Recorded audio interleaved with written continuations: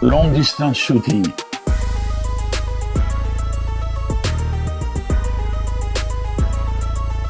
It is so much fun and so rewarding. It involves a combination of body, mind, and spirit. However, in order to reach bliss, you need focus, patience, and training. So, if you want to become the next great American sniper, the first step is to get the right setup. Things are gonna go wrong and you won't be able to know what is going wrong. How you doing, Trooper? Number one, problem solving and puzzles. A lot of the fun in long distance shooting involve problem solving and figuring out puzzles. Any variation in every single component will have large consequences as you're shooting further and further away. So when things go wrong, and things will always go wrong and you don't get the perfect shot, you're gonna need to be able to figure out what went wrong and how to fix it. And that's kind of part of the fun. Every detail matters because a variation of a quarter inch in your shooting at 100 yards will translate into 2.5 inches at 1,000 yards. Number two, shooting skills. It will help a lot if you already have some good fundamental shooting skills, whether you got them in the military or you got them hunting or just practicing at the range. Some of these skills involve breathing, trigger control, and the ability to remain focused while still relaxed when you're shooting. Every little mistake or variation will get amplified many times as the distances increase. So one little mistake and you go from a great group to an art flyer, which is gonna make you want to cry. And really, crying while you're at the range is not cool.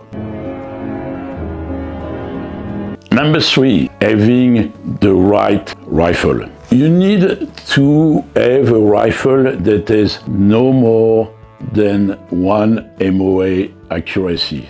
That means even if you remove any outside factor, your rifle shooting identical bullets needs to be able to put all those bullets within a 1-inch square. That's 1 MOA accuracy. That is 1 inch. Any of these squares are 1 inch. Now, personally, if you're gonna tackle anything beyond 1,000 yards, probably better off with half a MOA accuracy. Means again, if you shoot multiple rounds with no variation whatsoever, they should all land within a 1/2 inch square. That's half MOA accuracy. Every rifle, well actually every barrel, has its own personality. Thus, every barrel will have some variation on its own on your impact. So two identical bullets fired in exactly the same condition will not go into the same hole, as opposed to what movies try to show you. So, as to the rifle and barrel from there on, it's a question of budget, and it's entirely up to you to make the final choice, obviously. Number four, you need to have the right stock for your rifle. So there are basically two main types of frame for your rifle, a chassis or a stock. They both have pros and cons. As a personal preference, I tend to use the chassis frame because it's much more customizable and adjustable. On the other hand, stocks tend to be lighter. So again, kind of depending on which type of shooting and what are your personal preferences. Now, the other thing about chassis is they also look cool. And let's not forget, looking cool does matter. Nice. Number five, having the right scope. One factor is magnification. In some ways, the more magnification, the better off you are, but up to a point. There is, because with more magnification, you get less field of view. And also, in some cases, you actually will get less clarity because at higher magnifications, you might have more mirage. and things that get in the way of clarity. So personally, what I would suggest is 10x magnification if you shoot up to 500 yards, 25x if you're gonna shoot to 1,000 yards. If you shoot beyond 1,000 yards, then I usually go for a 40x scope. Another factor is focal plane. For long distance, I would definitely suggest a first focal plane type of scope. It's gonna be much easier for holdovers and also to use your scope to measure the distance to the target. I mean, just in case the apocalypse happened 10 years ago and you're out of batteries and you can't rely on your rangefinder.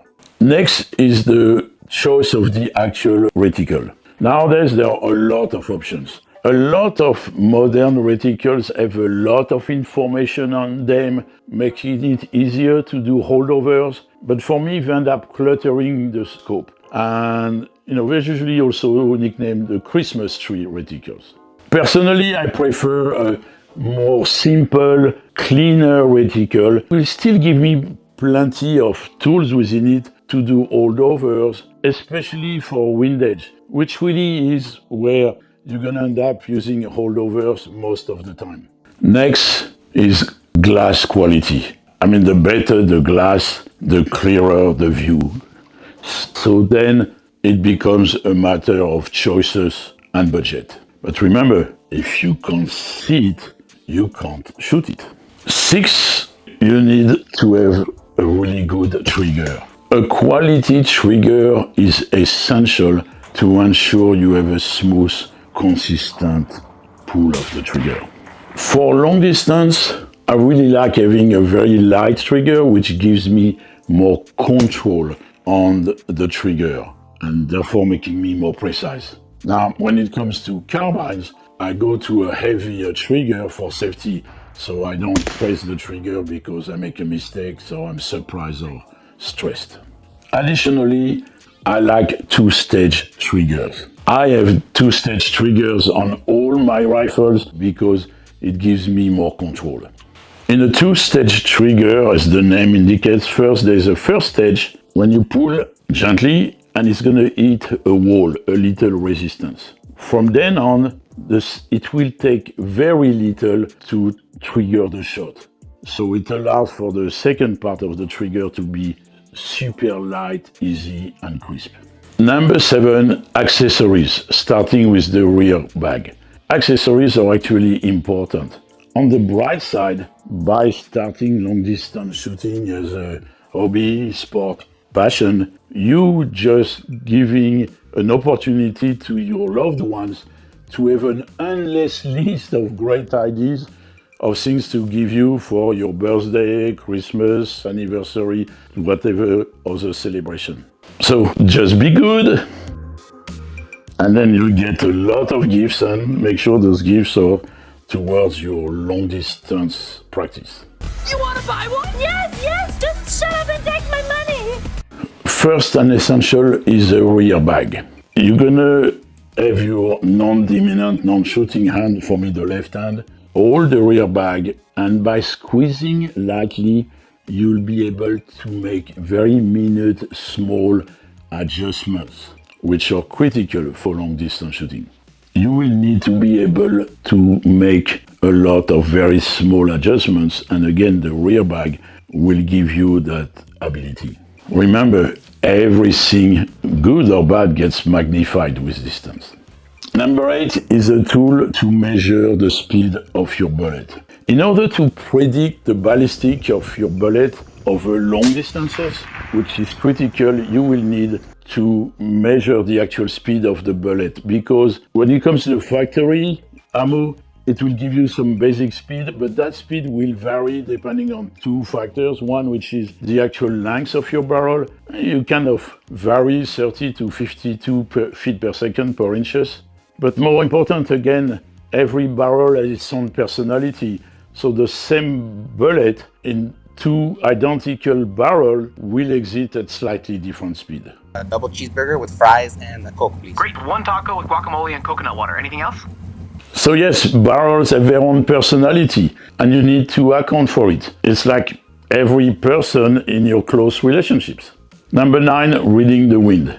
The wind is one of the most challenging variable because it has a lot of impact, and obviously it changes all the time depending on where you are, which time of the day, and the wind will often actually change in seconds. The wind will also change when you're shooting in long distance, depending on where you are. I mean, the wind that you have where you're shooting from might be different 500 yards from there and will be different 1,000 yards from there. So you need to be able to read the wind and make a good estimate, and for this you just need to shoot and practice a lot. But in the meantime, a good wind reader tool like a Kestrel will help. A small but very useful accessory is a cant level bubble.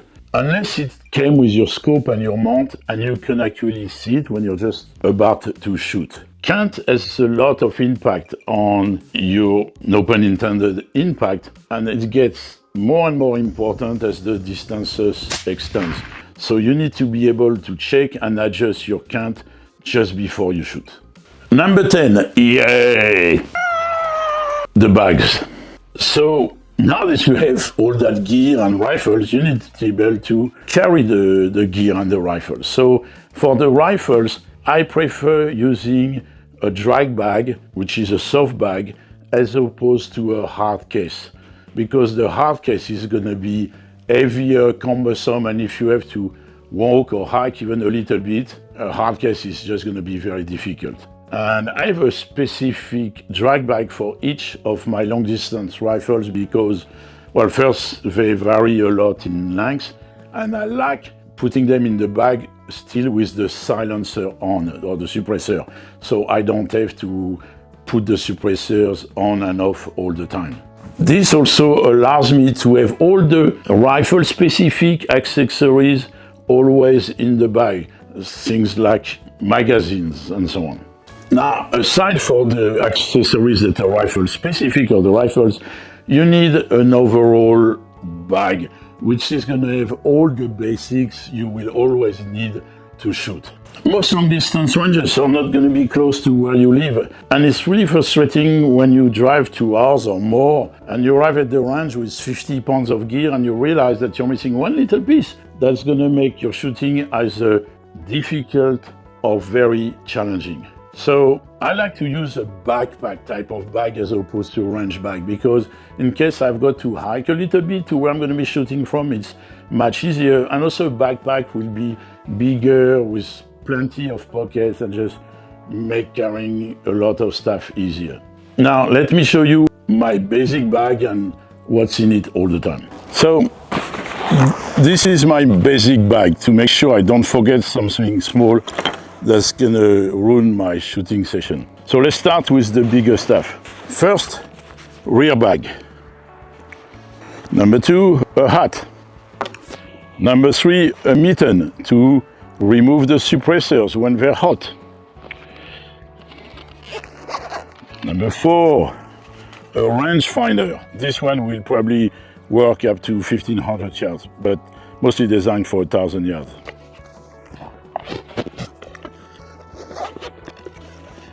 Then, a tool to measure the speed of the bullets so I can set up a ballistic chart. Tools. Tools are very important. A lot of minor adjustments to be made on the rifle, the scopes, always some maintenance. A shade cap, in case, especially in the winter, I shoot in the sun. Now, the other stuff, sunglasses, chamber flags, ear protection. Even if shooting suppressed, I need those with the bigger calibers.